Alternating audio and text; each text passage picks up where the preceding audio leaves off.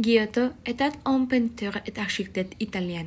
Il a été le premier peintre italien à surmonter les tendances byzantines. Il a été formé avec Zimbabwe. Les plus anciens travaux attribués à Giotto sont les fresques de l'église suprême de Ossie. En 1304, Giotto s'est installé à Padoue pour prendre les fresques commandes par la famille Sauvenich dans une chapelle de la propriété. Giotto a travaillé pour Roberto de Anjou à Naples et pour les Visconti à Milan.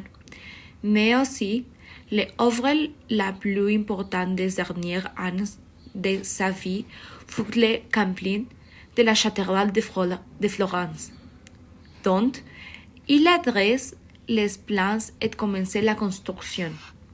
L'art de Giotto était extrêmement innovant.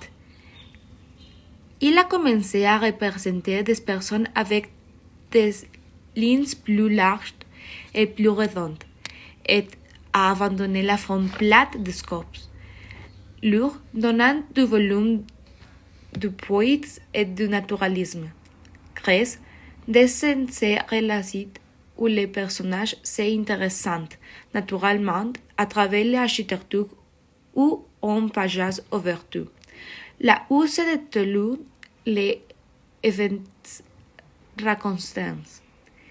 Il invadit élégamment les personnages avec leurs propres avec des lignes plus larges et plus redondes, et à abandonner la forme plate des corps, leur donnant du volume, du poétisme et du naturalisme.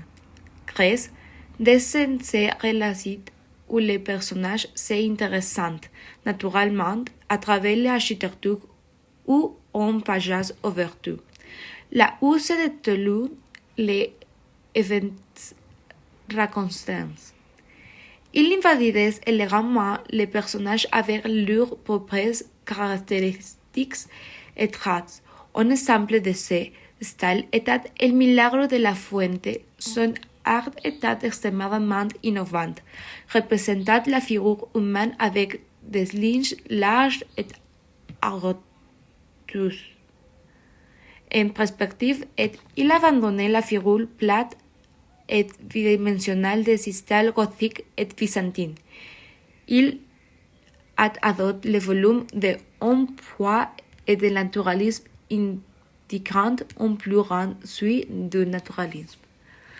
Roger van de Weyden, parfois connu sous le nom Roger de la Pasteur, était un peintre flamande primitive qui se distinguait par sa minute et ses détails surprenants, et ainsi que par son audace compositionnelle et sa force esthétique.